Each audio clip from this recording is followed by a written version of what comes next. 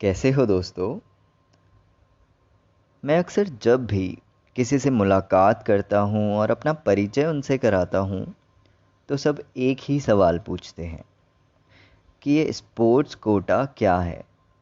कुछ लोग तो ये भी कहते हैं कि हम बचपन से हर गेम खेलते थे, अगर कंटिन्यू किया होता तो हम भी तुम्हारी तरह कहीं स्पोर्ट्स कोटा नौकरी में होते। तो चलिए आज स्पोर्ट्स कोटा को समझते हैं। खेलना एक प्राकृतिक प्रवृत्ति है। बच्चा जन्म से ही जब वो पालने में होता है तभी से वो खेलना शुरू कर देता है और खेलते खेलते एक समय ऐसा आता है जब वो बेहतर से बेहतरीन होने का प्रयास करता है। फिर उसके बाद अपने जिले, अपने राज्य और फिर अपने देश के लिए खेलने लगता है। और फिर एक समय ऐसा आता है जब खेल उनके मान सम्मान का विषय बन जाता है। तो जो प्रतिभाशाली खिलाड़ी राष्ट्रीय व अंतर्राष्ट्रीय स्तर पर बेहतर प्रदर्शन करते हैं, उनके विकास के लिए उन्हें अच्छी सुविधाएं प्रदान करने के लिए सरकार द्वारा दी गई सुविधा स्पोर्ट्स कोटा कहलाती है। हर स्कूल, हर विश्वविद्यालय एक होनहार खिलाड़ी का नाम अपने संस्थान से जोड़ना चाहता है। देश भर में कई खिलाड़ियों को मनचाहे कॉलेज में एडमिशन लेने में स्पोर्ट्स कोटा से काफ़ी मदद मिलती है। कॉलेज की पढ़ाई पूरी करके हर खिलाड़ी की ये चाह होती है कि उसे स्पोर्ट्स कोटा से एक अच्छी नौकरी मिल जाए, ताकि जिस गेम को खेलने के लिए उसने बचपन से तपस्या की है वो मेहनत सफल हो जाए। पर जब 30 पदों पर हज़ारों एप्लीकेशंस आती हैं तो ये अपने आप में एक राष्ट्रीय प्रतियोगिता के समान हो जाता है। और उस ट्रायल्स के दिन में जिस खिलाड़ी का बल्ला चल जाता है वो स्पोर्ट्स कोटा नौकरी को पा लेता है। कई अच्छे खिलाड़ियों को फिर रोज़गार के दूसरे अवसर ढूंढने पड़ते हैं, जो उनके लिए काफ़ी कठिन साबित होता है, क्योंकि बचपन से खेल उन्हें मेहनत करना तो सिखा देता है, पर पढ़ाई में कम समय दे पाने के कारण मुश्किलें बढ़ जाती हैं और ज़्यादा अच्छी नौकरी भी नहीं मिल पाती। कुछ खिलाड़ियों की ज़िंदगी इंजरीज़ के कारण बर्बाद हो जाती है और कहीं कहीं ऑन ड्यूटी करंट लगने के कारण इस देश के खिलाड़ी की मौत हो जाती है, जिसकी हम कभी कल्पना भी नहीं कर सकते। पर इन सभी फेलियर से भी खिलाड़ी कभी हार नहीं मानते। बचपन से सीखी हुई मेहनत करने की आदत से कहीं ना कहीं वो सफलता को हासिल कर ही लेते हैं। पुराने समय में खेल से नौकरी मिलना बहुत कठिन था। उस वक्त 10-10 साल में एक बार स्पोर्ट्स कोटा जॉब भी नहीं निकलती थी, पर आज लगभग हर दूसरे साल सरकारी विभागों में खेल कोटे से नौकरियां निकलना शुरू हो गया है, जो सभी जूनियर प्लेयर्स के लिए काफ़ी खुशी की बात है और प्रेरणा का स्रोत है। और हमारे लिए ये एक गर्व की बात है कि आज के इस प्राइवेटाइजेशन के समय में भी हमारे पास सरकार की छत्र छाया है, जिस कारण हम सभी टूर्नामेंट्स में प्रतिभाग कर पा रहे हैं और अच्छा प्रदर्शन भी कर रहे हैं। आज मैं बैडमिंटन के कुछ सफल खिलाड़ियों से अपनी बातचीत आपको सुनाना चाहता हूँ।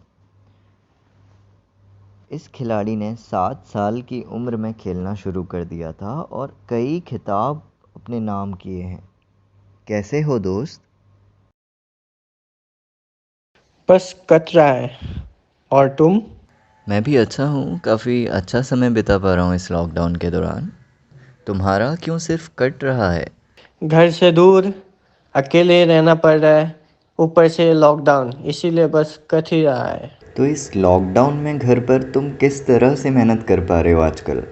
लॉकडाउन में तो प्रैक्टिस बोलने से ऑन कोर्ट तो नहीं हो रहा है। अभी रूम के अंदर ही थोड़ा बहुत फिजिकली अपना हेल्थ को अच्छे रखने के लिए थोड़ा बहुत कर लेते हैं, अपने फिट रखने के लिए, जो लॉकडाउन खोलने के बाद थोड़ा उसमें काम आएगा ऑन कोर्ट खेलने के लिए, इसीलिए थोड़ा बहुत कर लेते हैं। सरकारी नौकरी मिलने के बाद तुम्हें कैसा लग रहा है? क्या क्या बदलाव आए हैं तुम्हारी नॉर्मल लाइफ में, स्पोर्ट्स में?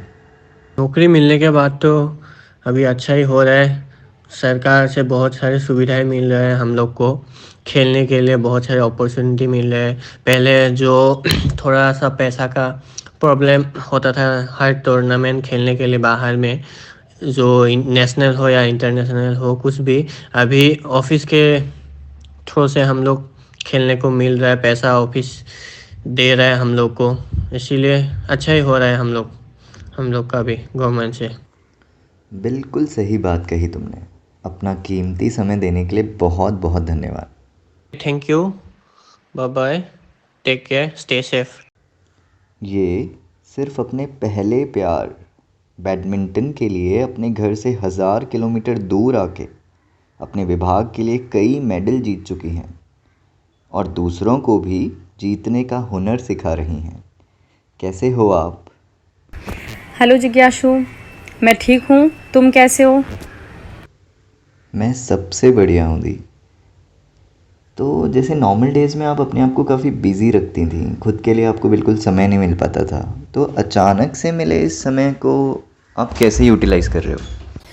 इस लॉकडाउन टाइम पीरियड को मैं बहुत इन्जॉय कर रही हूँ। बहुत सारी ऐसी चीज़ें होती थी जो मैं सोचती थी कि काश मुझे टाइम मिल जाए और मैं ये चीज़ें कर पाऊँ।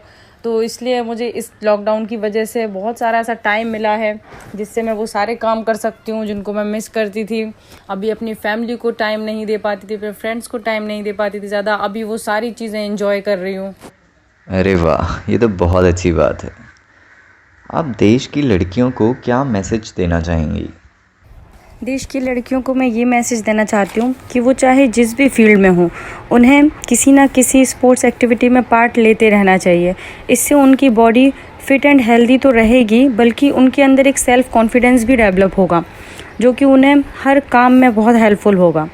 जैसे कि हम लोग स्पोर्ट्स कोटा के टॉपिक पर बात कर रहे हैं अभी, तो आजकल बहुत सारे ऐसे गवर्नमेंट और प्राइवेट फर्म हैं जो लड़कियों के लिए स्पोर्ट्स कोटा वैकेंसी निकाल रहे हैं, जिससे लड़कियां स्पोर्ट्स को एज अ करियर भी चूज़ कर रही हैं।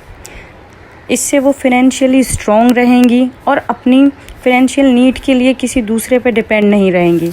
और हम सबको ऐसी लड़कियों का स्पोर्ट्स में सपोर्ट करना चाहिए, उनको गाइड करना चाहिए जो अपना स्पोर्ट्स में करियर बनाना चाहती हैं। And thank you so much जिज्ञासु for giving me this opportunity, जिसकी वजह से मैं अपने थॉट, अपनी बातें दूसरे लोगों से शेयर कर पा रही हूँ। Thank you very much and all the best. मुझे पूरा विश्वास है कि देश की हर लड़की तक आपका मैसेज पहुंचेगा और वो भी अपने आप को सेल्फ डिपेंडेंट बनाने की कोशिश करेंगी। और आपने अपना इतना कीमती समय मुझे दिया, उसके लिए बहुत बहुत धन्यवाद। ये बैडमिंटन के साथ साथ टेबल टेनिस, स्क्वॉश और लॉन टेनिस भी खेलते हैं और दिसंबर 2019 में जर्मनी में हुई रैकेटलॉन वर्ल्ड चैम्पियनशिप खेल कर आए हैं। कैसे हो आप? हेलो जिज्ञासु, ऑल वेल यार। Bro, how do you manage the work and life balance together in this busy schedule of yours? Well in Mumbai the major constant is time. यहाँ पे बहुत कम टाइम है। And how do I manage balancing all? To be honest I feel I don't, because there is actually lot of things to do, but yes I do try. Mumbai is definitely fast. यहाँ पे सब बहुत busy हैं and nobody finds time to invest in things they love. But मुझे लगता है कि it's all because of procrastination. We have developed a very very bad habit of postponing things to do later. हम आज नहीं करेंगे, कल करेंगे या बाद में करेंगे। तो बस बेसिकली मुझे आइडल बैठना नहीं पसंद है। I don't like sitting idle. तो मैं हमेशा कुछ ना कुछ काम करता रहता हूँ एंड दैट वेज मैं प्रोकास्टिनेशन कम करता हूँ, पोस्टपोन चीज़ों को कम करता हूँ। So I believe that's the key. You also start doing the same and you'll see that things are getting managed very easily. So after playing badminton for all your life, how do you think of taking up racquetball professionally? यार sports है ना, एक नशा है। So when I got to know that racketlon has this lawn tennis in it, I immediately jumped into that opportunity because I always wanted to play lawn tennis as a kid, but somehow I couldn't because I devoted all my time and like my life to badminton. But then I got the opportunity to finally to play lawn tennis, and in fact racquetball also has table tennis and squash in it. All the racket sports are my favorite. So what I started doing was I started playing on weekends. I practicing the other racket sports on weekends. In fact weekdays में से भी मैंने अपना कुछ time squeeze करके मैंने दूसरे sports को देना स्टार्ट किया. And I like thoroughly enjoyed the process of learning new games. And I feel now that yes, it paid off. Well, I think your story is very helpful and motivating for all the sports person out there. Thank you so much for your precious time, brother. Thanks a lot. Bye Jiggy boy. Take care. Stay safe. Bye bye. दोस्तों, मुझे गर्व है कि मैं इस खेल के दम पे सरकार को अपनी सेवाएं दे पा रहा हूँ. मैं अपने अधिकारियों व अपने साथी कर्मचारियों का तहे दिल से शुक्रगुजार हूँ, जिन्होंने हर कदम पे मेरा हौसला अफजाई किया है. और यही वजह है कि मैं बेहतर से बेहतरीन होने की पूरी कोशिश कर पा रहा हूँ. मैं अपने सभी मेहनती साथी खिलाड़ियों को जो इस खेल से आगे नौकरी पाने की चाह में हैं, उनसे भी यही कहूँगा कि sports is full of uncertainties. कभी भी किसी को भी इंजरी हो सकती है, कोई भी दुर्घटना किसी के साथ घट सकती है. तो आप पढ़ाई वाले पार्ट को भी पैरेलल लेके चलें, ताकि आपके लिए सफलता के सारे दरवाजे हमेशा के लिए खुले रहें. और मैं बाकी अपने दोस्तों को ये समझाना चाहूँगा कि खेल कोई आसान चीज़ नहीं है. जिस तरह आप यूपीएससी या एसएससी के थ्रू इस जॉब में आते हैं, उसी तरह हम भी 14-15 साल की तपस्या के बाद एक सरकारी नौकरी को पाते हैं. तो मैं ये समझता हूँ कि शायद मेरी इस कहानी को देखे के बाद आप लोगों की ये गलतफहमी दूर हो जाएगी कि स्पोर्ट्स कोटा नौकरी कितनी आसान है. खेलना वाकई में बहुत अच्छी चीज़ है, पर उसी खेल से एक कैरियर बनाना, मुझे लगता है ये सबसे टफ टास्क है.